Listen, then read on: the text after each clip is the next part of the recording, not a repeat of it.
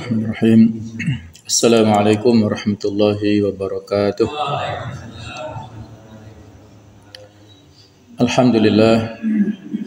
Alhamdulillahilladzi hamdan katsiran thayyiban mubarakan fih mubarakan alaihi kama yuhibbu rabbuna wa yardah. Asyhadu an la ilaha illallah wahdahu la syarikalah wa asyhadu anna Muhammadan abduhu wa rasuluh. Allahumma salli wa sallim ala sayyidina wa habibina wa maulana Muhammad wa ala alihi wa ashabihi wa man sara ala nahjihi wa ta'abi ta'watihi ila yaumil qiyamah.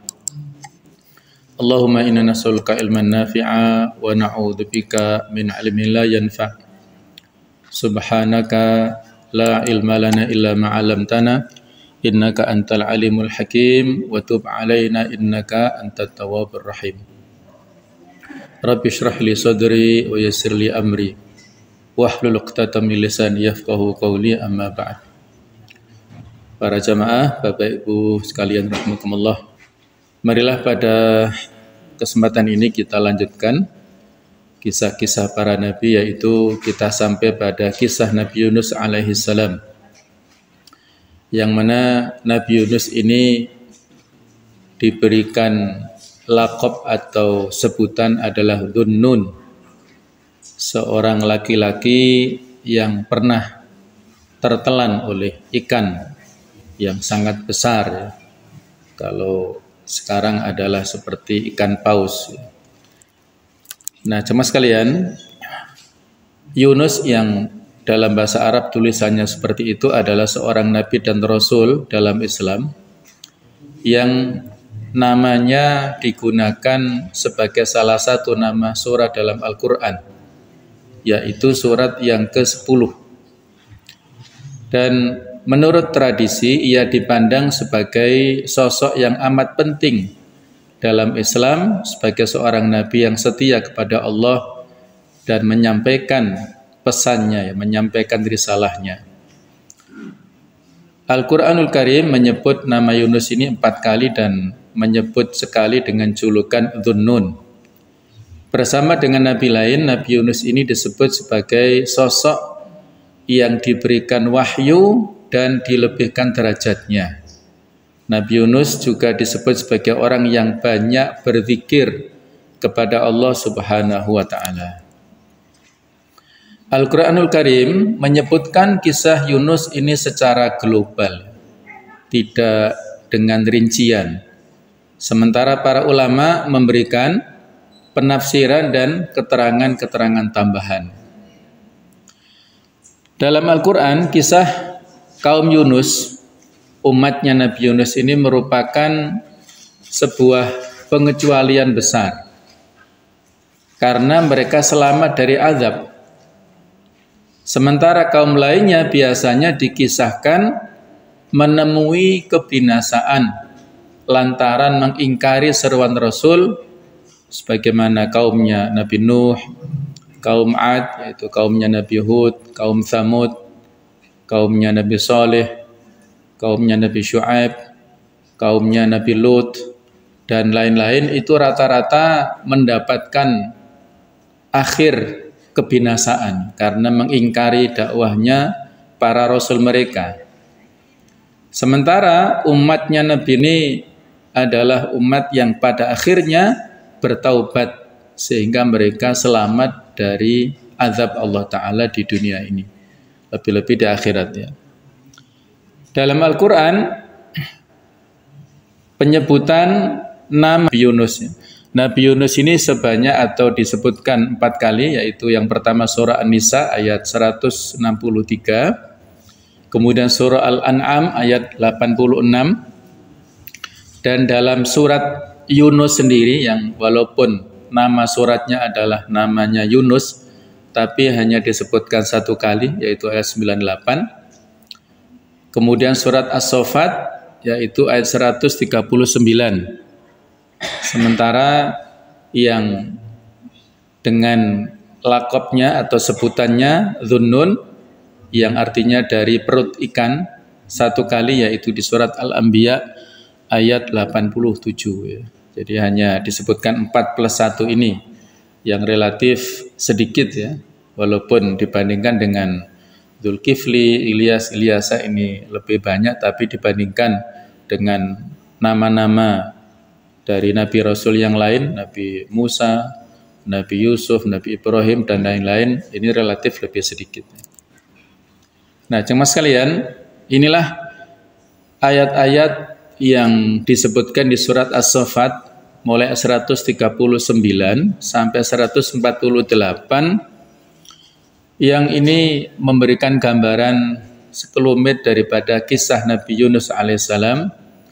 A'udzubillahi minasyaitonirrajim wa inna Yunusa laminal mursalin.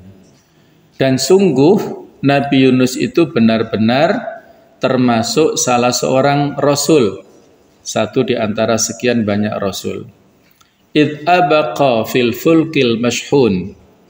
Ingatlah wahai Muhammad, ketika dia lari ke kapal yang penuh dengan muatan. Fasahama fakana minal mudhadin. Kemudian Nabi Yunus ini ikut diundi, ternyata dia termasuk orang-orang yang kalah dalam undian. Faltaqamahul hutu wa huwa mulim. Jadi setelah Nabi Yunus mendapatkan undian untuk yang ketiga kalinya bolak-balik namanya terus muncul, maka dilemparlah Nabi Yunus ini untuk mengurangi beban kapal. Maka setelah dilempar ke laut, dia ditelan oleh ikan besar dalam keadaan tercela. Falaula annahu kana minal musabbihin. Maka sekiranya dia termasuk orang yang tidak termasuk, maka sekiranya dia tidak termasuk orang yang banyak berzikir, bertasbih, yaitu dengan mengatakan la ilaha illa anta subhanaka inni kuntu minadh dhalimin. Jadi kalau seandainya dia tidak berzikir seperti itu kepada Allah, la labitha fi batnihi ila yaumi yub'atsun. Niscaya Nabi Yunus ini akan tetap tinggal di perut ikan itu sampai hari kiamat. Jadi seandainya dia tidak bertasbih, tidak berzikir dengan doa yang seperti itu, maka sampai hari kiamat terus berada di perut ikan ini. Sehingga dari sini para ulama menyimpulkan bahwasanya berzikir dengan tasbih dan khususnya dengan zikir la ilaha illa anta subhanaka inni kuntu minadh dhalimin ini akan bisa mengeluarkan seseorang dari musibah apapun ya, dari bahaya, dari situasi apapun menuju kepada situasi yang longgar ataupun yang menyenangkan. Nanti akan kita bahas tentang fadilah yang terdapat di dalam doanya Nabi Yunus ini.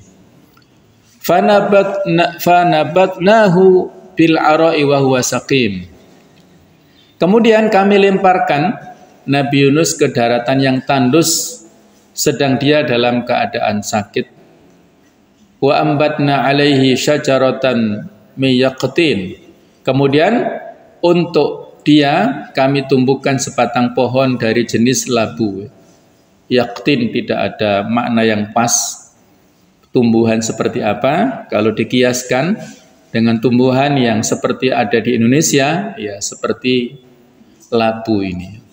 Wa arsalnahu ila mi'ati alfin aw yazidun. Dan kami utus dia kepada 1000 orang atau lebih umatnya. Fa'amanu famata'nahum ilahin. Sehingga mereka beriman.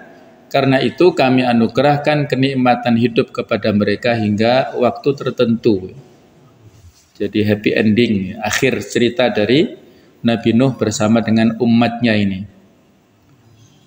Selamat dari berbagai kebinasaan karena menerima dakwahnya Rasul atau Nabi Nuh ini. Jamaah sekalian, disebutkan bahwa Nabi Yunus adalah seorang nabi dari kerajaan Israel yang beribu kota di Samaria. pada kisaran abad ke-8 sebelum Masehi. Terdapat beberapa perbedaan terkait dengan urutan waktu kisah Yunus dalam tradisi Islam dan catatan dari Alkitab, yaitu kaum Nasrani. Bagian kisahnya yang paling dikenal adalah saat dia dicampakkan, dilemparkan dari kapal saat badai.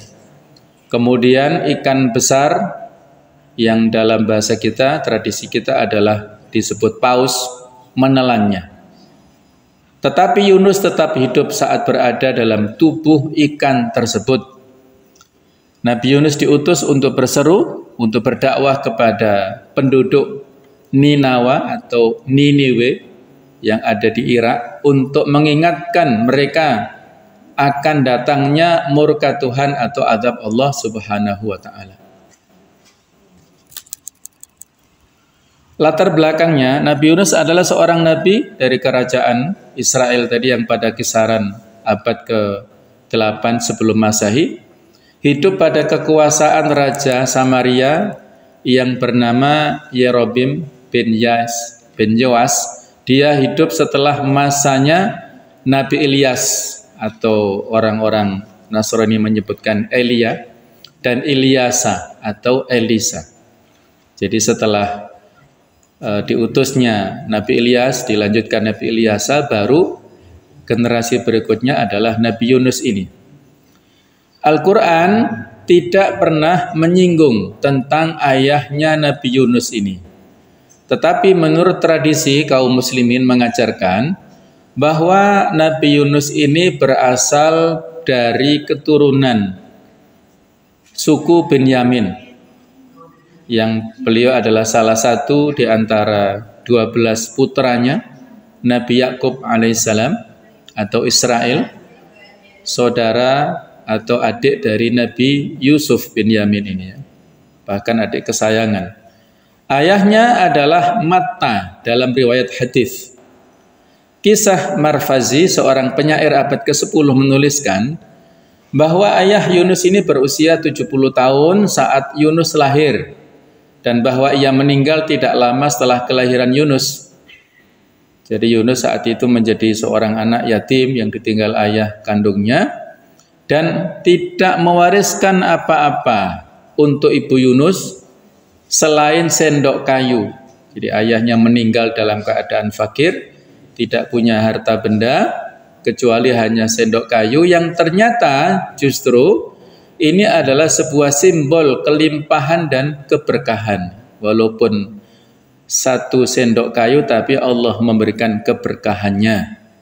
Jadi yang namanya warisan tidak identik dengan banyak sedikitnya kekayaan yang ditinggalkan seorang ayah atau seorang yang meninggal, ya, tetapi Allah yang memberikan keberkahan. Masing-masing anak kita punya rizkinya, jatah rizkinya tidak akan berkurang dengan kematian orang tuanya. Kalau memang rizki anak kita, walaupun orang tuanya nggak ada, tetap berlimpah keberkahan dan rizki yang diberikan Allah kepada anak itu. Inilah peta, ya, Ninawa atau Mosul ini. Di daerah Mosul, Irak, terdapat sebuah kampung bernama Ninawa yang penduduknya berpaling dari jalan Allah yang lurus dan malah menyembah patung dan berhala. Maka Allah Subhanahu wa taala ingin memberikan petunjuk kepada mereka dan mengembalikan mereka ke jalan yang lurus. Maka Allah mengutus seorang Nabi Yunus alaihissalam untuk mengajak mereka agar beriman dan meninggalkan sesembahan selain Allah Subhanahu wa taala. Akan tetapi mereka menolak beriman kepada Allah dan tetap memilih menyembah patung dan berhala. Mereka lebih memilih kekafiran dan kesesatan daripada keimanan dan petunjuk. Mereka mendustakan Nabi Yunus alaihissalam.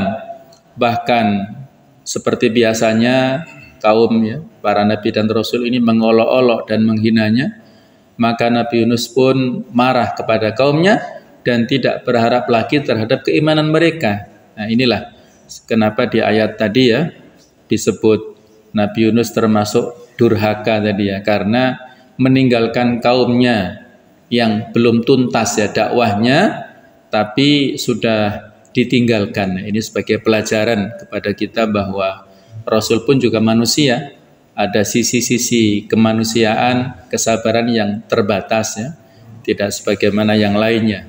Nah, ini kurang lebih peta dari Irak sekarang ini, perbatasan dengan Iran, kemudian juga dengan Syria, dengan Yordania, dan dengan Saudi Arabia. Jadi di sini ada Ninawa atau Mosul, kemudian juga ada Karbala yang kita kenal dengan peristiwa pembunuhan Husain ya, oleh orang-orang yang tidak bertanggung jawab. Ibu kotanya adalah Baghdad. Nah, jadi ini kurang lebih ini juga Basrah, merupakan kota terkenal yang ada di Irak. Ini adalah selat Persia. Allah Ta'ala pun mewahyukan kepada Yunus untuk memberitahukan kepada kaumnya bahwa Allah akan mengadab mereka karena sikap mereka itu setelah berlalu 3 hari. Jadi ada batas waktu. Maka Nabi Yunus menyampaikan perihal azab itu kepada kaumnya dan mengancam kaumnya dengan azab Allah. Kemudian ia pergi meninggalkan mereka. Ketika itu kaum Yunus telah mengetahui bahwa Nabi Yunus telah pergi meninggalkan mereka, sehingga mereka yakin bahwa azab akan turun dan bahwa Yunus adalah seorang nabi. Maka mereka segera bertaubat kepada Allah, kembali kepadanya dan menyesali sikap mereka. Jadi Allah memberikan hidayah setelah kepergian Rasulnya.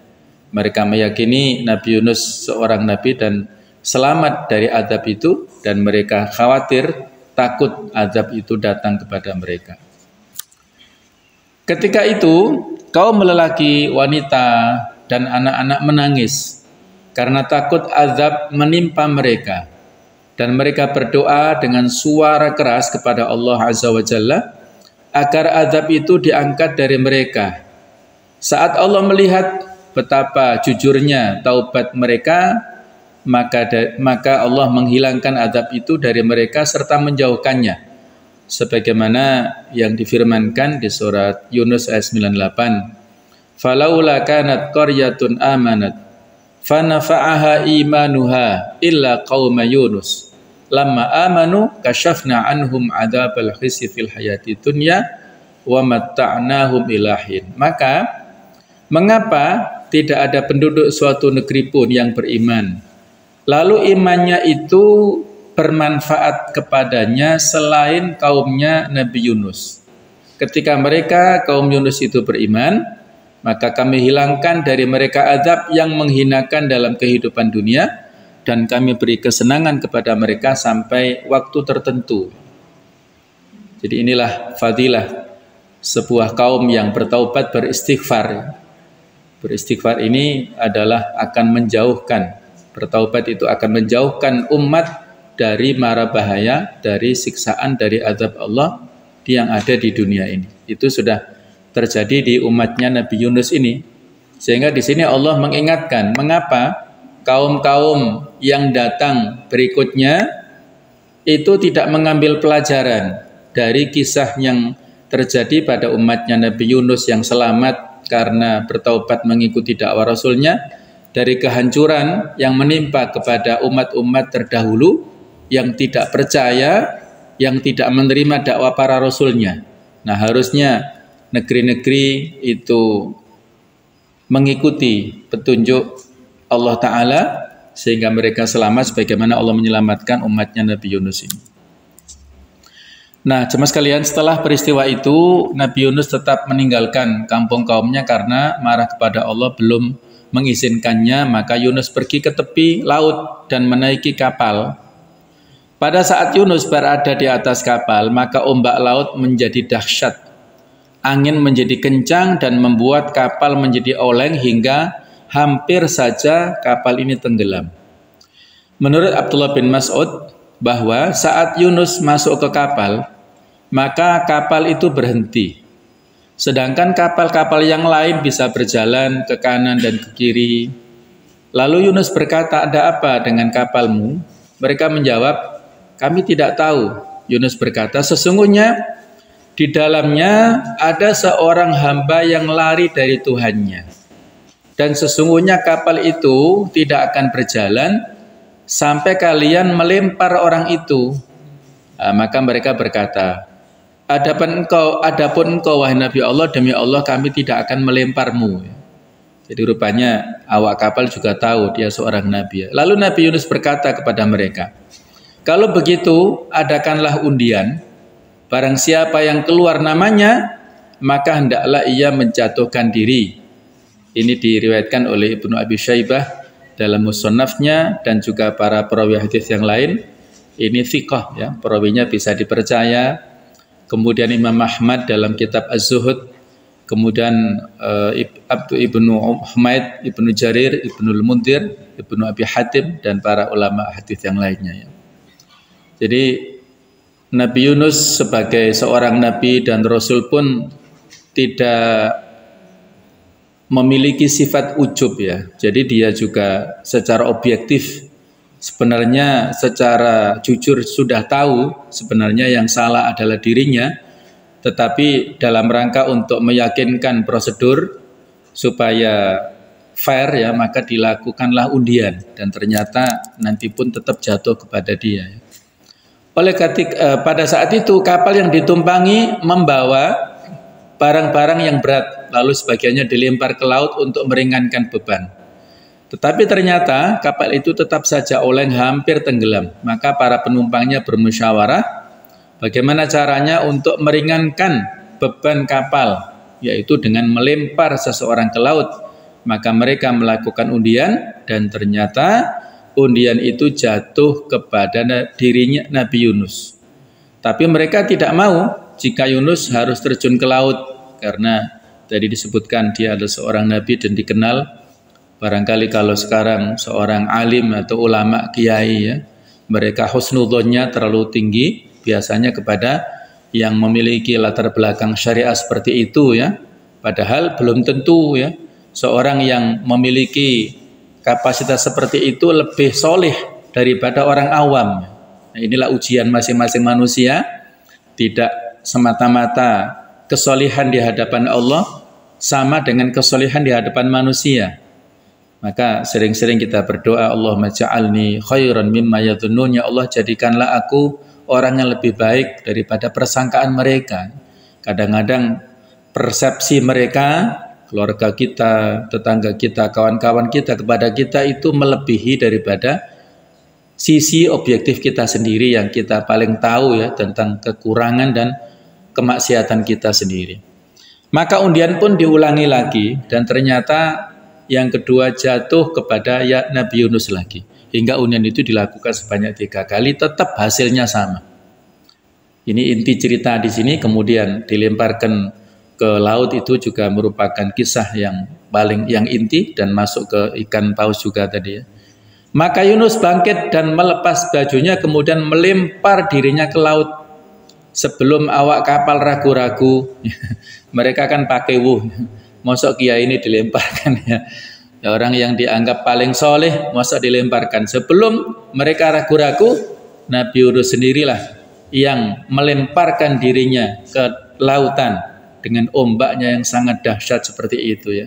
Sudah nggak berpikir panjang ya. Sudah dia tawakal pada Allah ya, insya Allah. Kalau Allah masih mentakdirkan ada keselamatan, Allah akan memberikan keselamatan. Tapi kalau sudah takdirnya meninggal di laut ya mati syahid ya. Itulah merupakan keberanian dari Nabi Yunus juga ya. Nah, jemaah sekalian, pada saat yang bersamaan Allah telah mengirimkan ikan besar kepadanya dan mengilhamkan kepada ikan itu untuk menelan Yunus dengan tidak merobek dagingnya atau mematahkan tulangnya. Maka ikan itu melakukannya. Ia menelan Nabi Yunus ke dalam perutnya tanpa mematahkan tulang dan merobek dagingnya. Dan Nabi Yunus pun tinggal di perut ikan itu dalam beberapa waktu di bawah mengarungi lautan oleh ikan itu. Ketika Nabi Yunus mendengar ucapan tasbih dari kerikil di bawah laut, maka di kegelapan itulah Nabi Yunus berdoa, La ilaha illa anta subhanaka inni kuntu minadh dhalimin.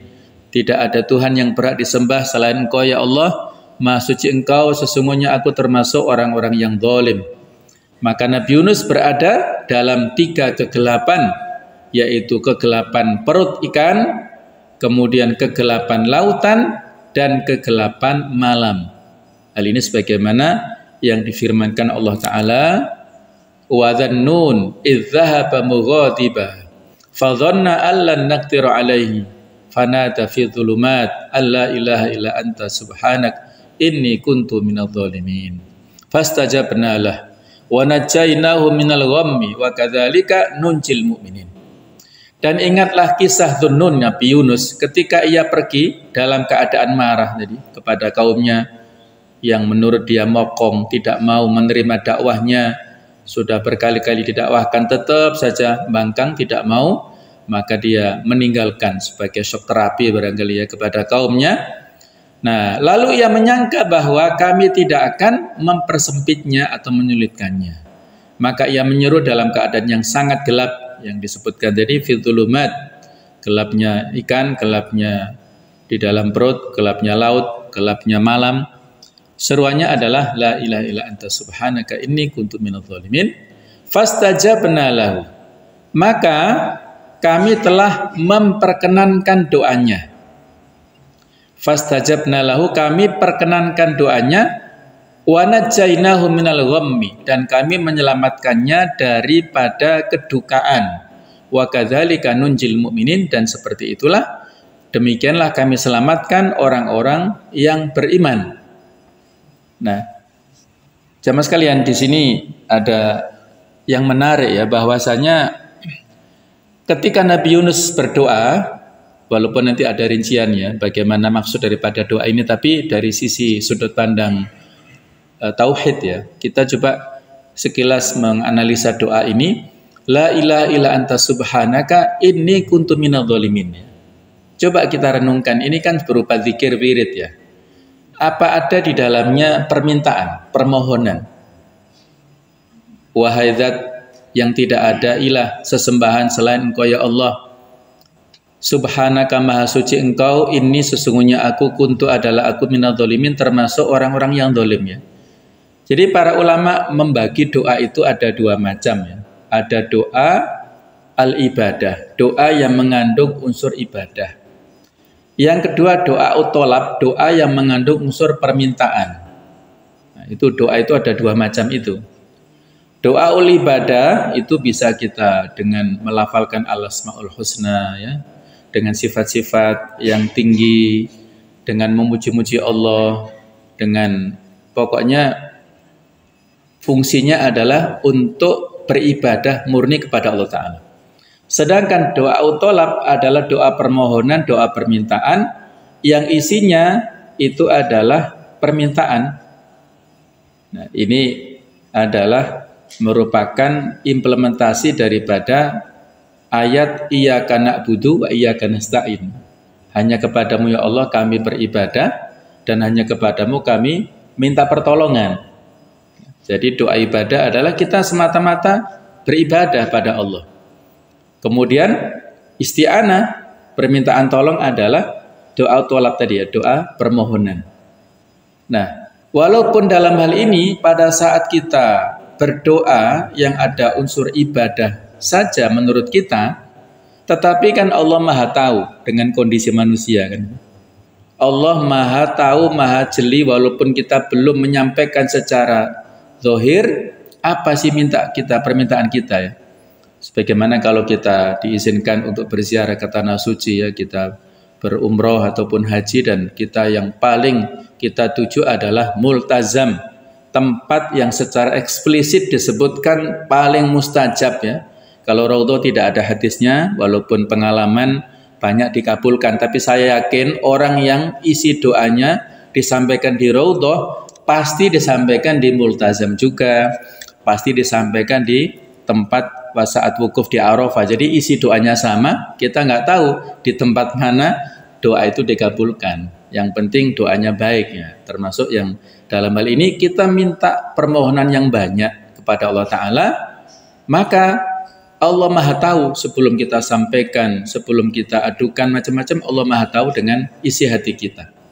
Sehingga Ibnu Qayyim memberikan resep begini, kalau engkau punya permohonan yang sangat banyak, tetapi waktunya sangat singkat, maka singkatlah permintaanmu itu dengan istighfar saja, cukup. Dengan astaghfirullah, atau astaghfirullahaladzim, atau ditambah astaghfirullahaladzim, alladzi la ilaha illallah, qayyum atubu ilaih, atau sayyidul istighfar, itu sudah cukup karena Allah Maha tahu dengan apa yang kita minta. Hati, persitan hati kita sudah tahu. Nah, maka dalam hal ini ya, ini adalah doa ibadah yang dalam hal ini Allah akan memberikan, mengabulkan permintaan apa yang sesuai dengan kondisi hamba tersebut, termasuk di sini adalah Nabi Yunus alaihissalam. Para ulama ini berselisih tentang berapa lama Nabi Yunus tinggal di dalam perut ikan ini. Menurut Qatadah 3 hari. Menurut Ja'far As-Shadiq 7 hari. Sedangkan menurut Abu Malik selama 40 hari. Ya tentunya 40 malam juga. Dan Mujahid berkata dari Asy-Sya'bi, ia ditelan di waktu duha dan dimuntahkan di waktu sore. Jadi sebentar sekali. Jadi kalau kita mengambil misalnya pendapat yang terjauh 40 hari 40 malam ini, kenapa Nabi Yunus bisa bertahan? Bisa bertahan di perut ikan selama 40 hari 40 malam ini. Ya tentunya kuasa Allah Ta'ala ya. Tetapi menu utamanya adalah zikir ini.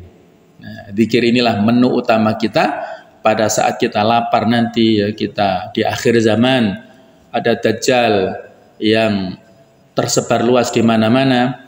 Kita diperintahkan untuk masuk ke rumah kita masing-masing, menutup jendela, pintu kita, tutup semuanya. Kalau perbekalan, makan minum kita habis, tidak bisa keluar rumah seperti era pandemi kemarin, maka memperbanyak zikir. Zikir itulah yang bisa mengenyangkan fisik kita dengan izin Allah. Allah yang memberi lapar, Allah yang memberi kenyang. Allah memberi sakit, Allah yang menyembuhkan. Tidak ada yang mustahil bagi Allah, yaitu dengan memperbanyak berzikir ini sarananya ya. Jadi Nabi Yunus bisa bertahan sekian waktu, kita tidak mencari mana yang paling rojih ya, karena ini ya biasalah dalam sejarah perbedaan pendapat, apakah 3 hari, 7 hari, 40 hari. Kalaupun 3 hari kan kita nggak makan sehari semalam sudah lemes. Ini sampai 3 hari bisa bertahan, bahkan sampai 40 hari ini, itu adalah makanan utamanya dengan berzikir ini. Nah, ahli sejarah Persia yaitu Ibnu Jarir At-Tabari, beliau ini menyatakan bahwa meskipun Nabi Yunus berada dalam ikan, tidak ada tulang atau bagian tubuhnya yang cedera tadi, karena Allah mengilhamkan kepada ikan paus tadi. At-Tabari juga menuliskan membuat badan ikan tersebut tembus ya. Jadi Allah mentakdirkan membuat seolah-olah badan ikannya itu tembus sehingga memungkinkan Nabi Yunus melihat keindahan laut ya. Dan bahwa Yunus mendengar semua ikan memuji Allah. Tadi beliau di samping mendapat ilham ya, juga mendapatkan inspirasi tadi dari kerikil-kerikil ikan-ikan yang ada di lautan, semuanya itu memuji Allah Ta'ala. Yusabbihu lahu ma fis samawati wa ma fil ardi. Jadi dalam hadis juga disebutkan orang yang belajar dan mengajar kebaikan itu sampai diberikan pujian oleh para malaikat dan bahkan semut yang ada di tempatnya, di lubangnya, di rumahnya, dan ikan-ikan yang di lautan itu memberikan pujian kepada orang yang belajar dan mengajarkan kebaikan, yang di majelis ilmu, yang di majelis taklim, yang aktif dalam dunia pendidikan, itu semuanya mendapatkan istighfar dari malaikat dan makhluk-makhluk ini. Jadi semuanya bertasbih ini, maka Nabi Yunus pun juga bertasbih dan mendapatkan ya semacam hiburan pemandangan ini, walaupun dalam ayatnya tadi disebutkan fil dhulumat ya, dalam kegelapan, tapi ini ijtihad dari At-Tabari, Allahu a'lam. Kemudian jemaah sekalian, Allah Ta'ala memerintahkan ikan itu memuntahkan Nabi Yunus ke pinggir pantai. Lalu Allah tumbuhkan di sana sebuah pohon yang yaktin tadi, yang namanya dalam bahasa kita sejenis labu, yaitu memiliki daun yang lebat yang dapat menaungi Nabi Yunus dan menjaganya dari panas terik matahari. Kan tadi sebelum melemparkan diri ke laut dan melucuti bajunya ya. Jadi nggak tahu yang tersisa yang mana, tapi supaya dia bisa menutup auratnya, maka ada daun yang lebat, yang lebar-lebar ya, yang bisa menaungi Nabi Yunus, menjaganya dari terik matahari dan juga menutup auratnya. Di surat As-Saffat 145-146 yang sudah kita baca tadi. Ketika Yunus dimuntahkan dari perut ikan yang keadaannya seperti anak burung yang telanjang dan tidak berambut, lalu Allah menumbuhkan pohon sejenis labu di mana ia dapat berteduh dengannya dan makan darinya. Selanjutnya pohon itu kering, lalu Nabi Yunus menangis karena keringnya pohon itu. Kemudian Allah berfirman kepadanya, apakah kamu menangis karena pohon itu kering? Namun kamu tidak menangis karena 100.000 orang atau lebih yang ingin engkau binasakan. Nah, luar biasa, ini peringatan. Wahai Nabi Yunus, apakah gara-gara pohon itu kering kamu tangisi sementara kamu tinggalkan umatmu 100.000 lebih yang kamu tinggalkan ya, yang nantinya mendapatkan ancaman azab dari Allah Ta'ala, kamu tinggalkan begitu saja ya. Maka selanjutnya Allah memerintahkan Nabi Yunus kembali kepada kaumnya untuk memberitahukan mereka bahwa Allah telah menerima taubat mereka dan telah ridho kepada mereka. Maka Nabi Yunus melaksanakan perintah itu. Ia pergi mendatangi kaumnya dan memberitahukan kepada mereka wahyu yang diterimanya dari Allah Subhanahu wa Ta'ala. Jadi Allah Ta'ala memberikan pujian kepada Nabi Yunus dalam Al-Quran. Allah berfirman, wa Ismail wa Ilyasa'a wa Yunus wa Luta wa kullam faddalna 'alal alamin. Dan Ismail, kemudian Ilyasa, yaitu Ilyasa, Yunus dan Lut, masing-masing kami lebihkan derajatnya di atas umat pada masanya. Masing-masing memiliki derajat keistimewaan, karomah di samping atau di sisi Allah Subhanahu wa Ta'ala. Nabi Muhammad SAW juga pernah memberikan pujian kepada Nabi Yunus alaihissalam dalam sebuah hadis muttafaqun alaih. La yambaghi li'abdin an yakul ana khairun min Yunus ibni Matta. Tidak layak bagi seorang hamba mengatakan saya Nabi Muhammad SAW itu lebih baik daripada Nabi Yunus bin Matta ini. Nah, ini ada analisa dari ulama hadis. Beliau mengucapkan demikian karena tawaduknya Nabi Muhammad SAW. Ya. Ada pula yang berpendapat bahwa beliau mengucapkan demikian karena sebelumnya tidak mengetahui bahwa dirinya lebih utama di atas para nabi yang lainnya. Ada pula yang berpendapat bahwa beliau mengucapkan demikian untuk menghindari adanya sikap orang bodoh yang merendahkan martabat Nabi Yunus karena kisah yang disebutkan dalam Al-Quran ya, yang tadi meninggalkan kaumnya dalam keadaan marah, yang termasuk orang yang dolim, yang dalam keadaan demikian ya, itu ada sebagian kaum yang merendahkan derajatnya. Nah, supaya membela Nabi dan Rasul, sesama Nabi dan Rasul, maka beliau mengatakan kata seperti ini atau kalimat seperti ini ya. Nah, kita kembali kepada doa Nabi Yunus tadi ya. Ini memiliki manfaat, kemudian keutamaan dan keistimewaan untuk bisa mengeluarkan kita dari segala masalah ya. Jadi kata-kata yang singkat ini, doa yang singkat ini memiliki paling tidak tiga sisi ataupun tiga tema utama, yaitu la ilaha illa anta, kemudian subhanaka, yang ketiga adalah inni kuntu minadz zalimin. Kita hendaknya aktsiru min qauli la ilaha illa anta subhanaka inni kuntu minadz zalimin, hendaknya kita memperbanyak doa ini. Fa inna awwalaha tauhid. Jadi yang pertama, bagian pertama adalah tauhid uluhiyah, wa awsatuha tasbih. Bagian yang kedua adalah tasbih subhanallah. Wa akhiruha istighfar. Bagian yang ketiga itu adalah permohonan ampun. Jadi lengkap. Walaupun di sini kalimatnya pendek, tapi memiliki 3 tema utama. Tema tauhid, kemudian tasbih dan istighfar. Inilah inti tema utama di dalam doanya Nabi Yunus ini. Nah, kemudian ada hadis yang menyebutkan keutamaan doanya Nabi Yunus ini, doa yang mustajab. Da'watu Dhinnun idda'a wa huwa fi batnil hut. Doanya Nabi Yunus pada saat dia berdoa di perutnya ikan paus tadi, yaitu la ilaha illa anta subhanaka inni kuntu minadh dhalimin. Ini adalah doa fa innahu lam yada atau lam yad'u biha fa innahu lam yad'u biha rajulun muslimun fi syai'in qattu illa istajaballahu lahu. Sesungguhnya tidak ada seorang muslim pun yang berdoa dalam suatu masalah melainkan Allah akan mengabulkan doanya. Jadi kalau kita berdoa dengan doanya Nabi Yunus seperti ini, maka kita dalam berbagai macam masalah fi syai'in qattu, ya dalam berbagai persoalan, illa istajaballahu lahu, Allah akan mengabulkan doanya. Ini hadis riwayat Tirmidzi dan disahihkan oleh Syekh Al-Albani. Jadi mari kita amalkan walaupun tidak dalam situasi yang seperti Nabi Yunus, tetapi dalam hal-hal yang kaitannya dengan dunia, kaitannya dengan situasi dan kondisi, pasti kita akan mendapatkan hal-hal yang tidak kita inginkan. Maka mari kita memperbanyak doa yang disampaikan, yang telah dibuktikan istijabahnya tadi oleh Nabi Yunus tadi.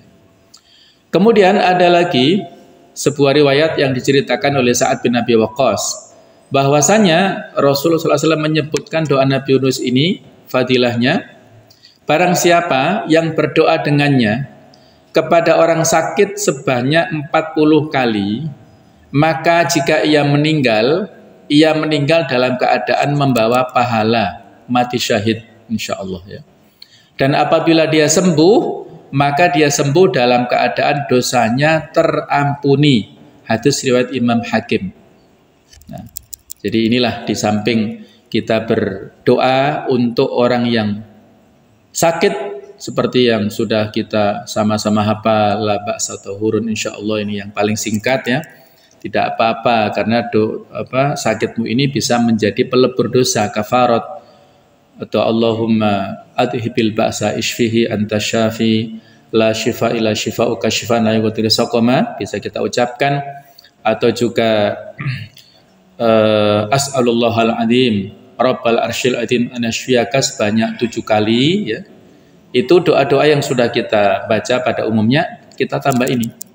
Kita tambah dengan doa ini sebanyak 40 kali, insyaallah akan diberikan wasilah ya, kesembuhan kepada orang yang sedang sakit. Kalaupun meninggal, waktunya meninggal ya insyaallah dia mati syahid itu. Dengan demikian keutamaan atau keistimewaan tersebut diantaranya adalah pengakuan tauhid bahwa Allah adalah Tuhan yang agung dan esa. Yang kedua, pengakuan dosa yang pernah dilakukan sebelumnya, kemudian permohonan ampun kepada Allah atas dosa-dosa yang pernah dilakukan sebelumnya.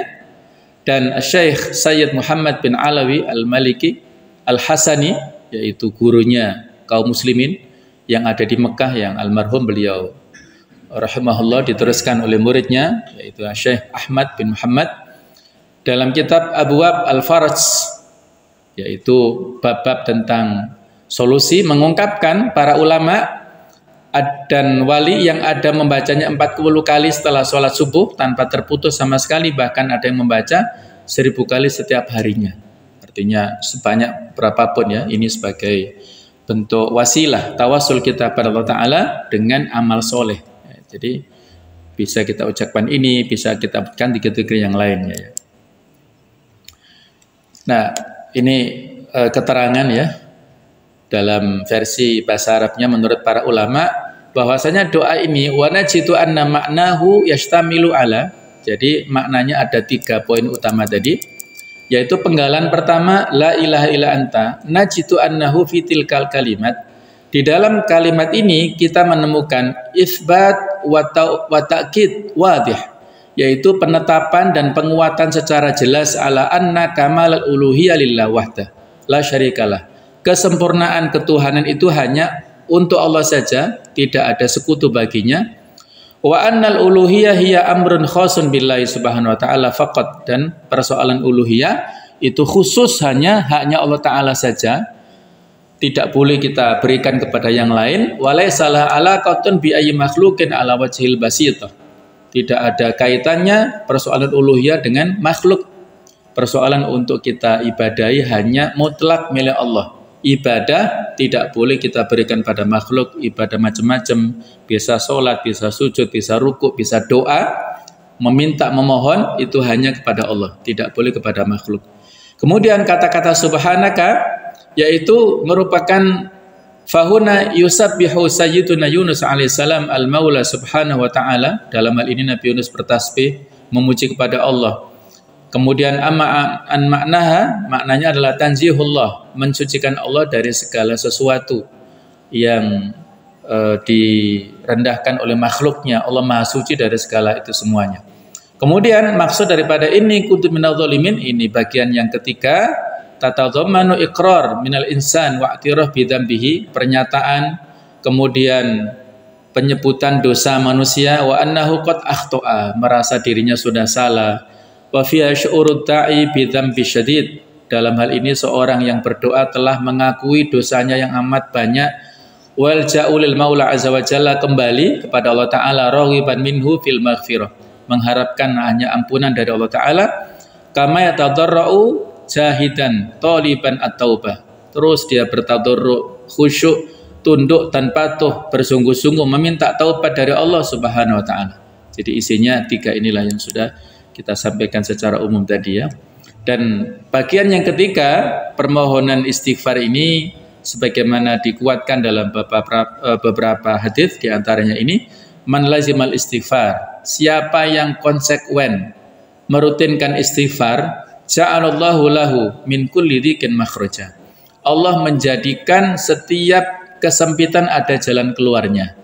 Wa min kulli hammin faraja, setiap kerisauan itu ada kelapangannya. Yang membuat dia stres, yang membuat dia sedih, itu ada kesenangannya, kelapangannya. Wa razaqahu min haitsu la yahtasib, dan akan diberikan rezeki dari jalan yang tidak disangka-sangka. Hadis riwayat Abu Dawud ya. Jadi tidak ada ruginya apabila kita beristighfar kepada Allah Ta'ala setiap waktu, setiap saat. Bisa 1 menit bisa kita ucapkan puluhan ya, istighfar pada Allah Ta'ala, bahkan mungkin ratusan kalau kita rutinkan ya. Nabi Yunus disebutkan dalam beberapa kejadian pada masa Nabi Sallallahu Alaihi Wasallam yang mana Nabi memberikan pujian ya. Di antaranya beliau setelah menerima wahyu selama 10 tahun ya, Nabi Muhammad pergi ke Taif untuk mencari tahu apakah para pemimpin kota tersebut mengizinkannya untuk mengajarkan, berdakwah maksudnya, tetapi ternyata mendapatkan perlawanan ya. Bahkan dilempari dengan batu sampai berdarah-darah. Akhirnya beliau berlindung di taman milik Utbah bin Syaibah, 2 anggota suku Quraisy ya. Mereka mengirimkan pelayan mereka yaitu Adas untuk menyajikan buah anggur padanya untuk dimakan.